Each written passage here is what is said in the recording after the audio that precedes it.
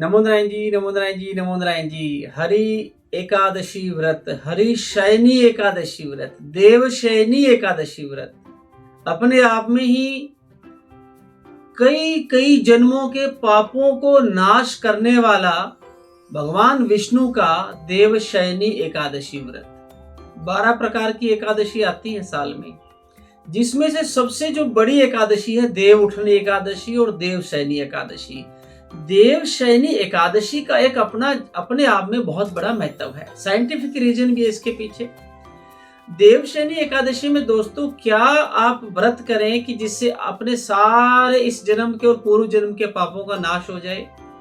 देव शयनी एकादशी व्रत करने से क्या लाभ हो सकता है आपको, और देव शयनी एकादशी व्रत के दिन क्या दान पुण्य करना चाहिए जिससे ज्यादा से ज्यादा आपका कल्याण हो। देव शयनी एकादशी व्रत कब है और किस समय पूजा करनी चाहिए, इन सारी चीजों के ऊपर आज आपको पूरा डिटेल में बताएंगे नारायण जी।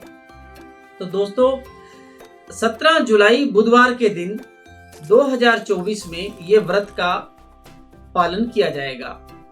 जो व्रत है, व्रत 17 जुलाई को बुधवार को रहेगा। हालांकि इससे एक दिन पहले 16 जुलाई को एकादशी की तिथि स्टार्ट हो जाएगी, लेकिन ये व्रत जो है सूर्य उदय में जो तिथि मानी जाती है, सूर्य उदय के समय में जो तिथि रहेगी उस तिथि को ही हमेशा व्रत की तिथि मानी जाती है।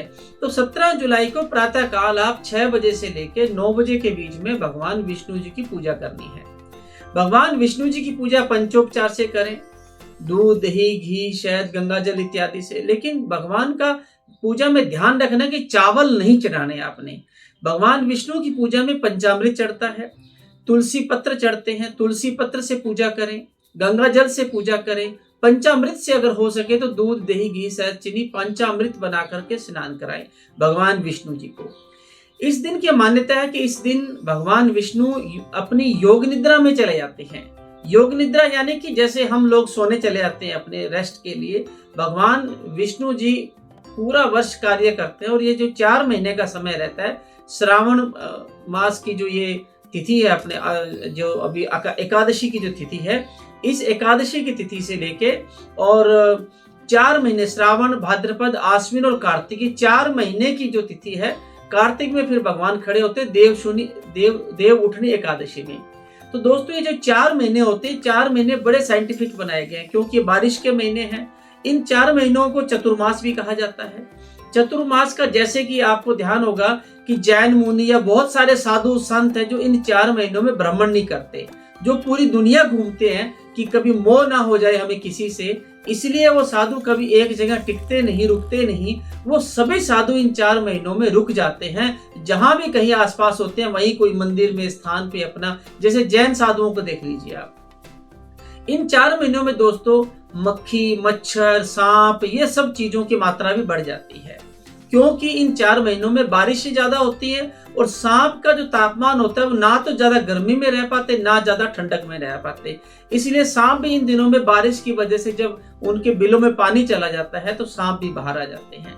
तो दोस्तों इन 4 महीनों में कहते हैं यात्राएं, भ्रमण करना, शादियां, विवाह, शुभ मांगलिक कार्य, गृह स्थापना इत्यादि नहीं किए जाते क्योंकि कहीं न कहीं सांपों का, प्रकृति का, बारिश का, बाढ़ का, पहाड़ गिरने का, ऐसी बहुत सारी चीजों का खतरा मंडराता रहता है। इसलिए हमारे जो वैज्ञानिक ऋषि मुनि थे उन लोगों ने इन 4 महीनों के लिए थोड़ा सा रेस्ट का समय दे दिया गया। दोस्तों भगवान विष्णु का जो व्रत है, ये एकादशी 17 जुलाई को अगर आप व्रत करते हैं तो जो भी आपने सामूहिक पाप किए हैं, जैसे किसी के साथ मिलकर ग्रुप में कोई पाप किए हुए होते हैं, कोई महापाप किया हुआ होता है या कोई ब्रह्म हत्या का कोई पाप किया हुआ होता है, जैसे कि गाय को आपने क्षति पहुंचाई है, कोई ब्राह्मण को पहुंचाई है, कोई कन्या को पहुंचाई है, कोई आपने कोई पहले कभी जाने अनजाने में कोई गर्भपात करवा दिया है, तो उस पाप की मुक्ति के लिए जो सबसे बड़ा वरदान बताया गया इस धरती पे शास्त्र के मुताबिक, वो भगवान विष्णु का व्रत है जो देव शयनी एकादशी व्रत है। दोस्तों इस दिन आपने प्रातःकाल और सायंकाल भगवान की पूजा करनी है। सायंकाल में भी भगवान को पंचामृत से स्नान कराना है। इस दिन आपने दान करना है।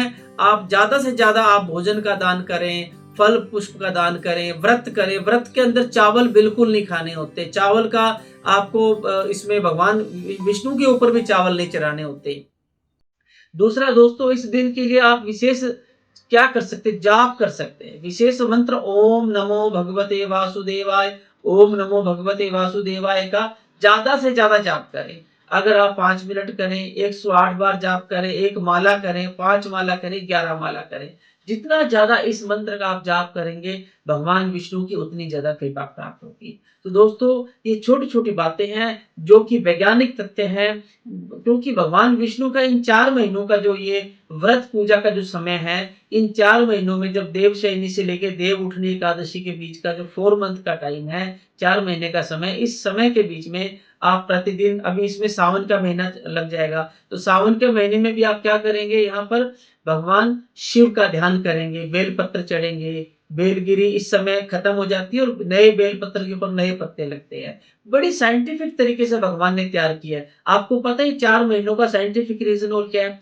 इन 4 महीनों में आपको जो गाय और भैंसे रहती है, इनका जो दूध होता है, दूध पीना भी थोड़ा मना किया जाता है। इन 4 महीनों में आपको संध्या के समय में भोजन करने की सलाह दी जाती है, क्योंकि मक्खी मच्छर ज्यादा हो जाते हैं। तो इन 4 महीनों में सूर्यास्त से हो सके तो पहले पहले भोजन कर लेना चाहिए, संध्या के समय में बोलते हैं।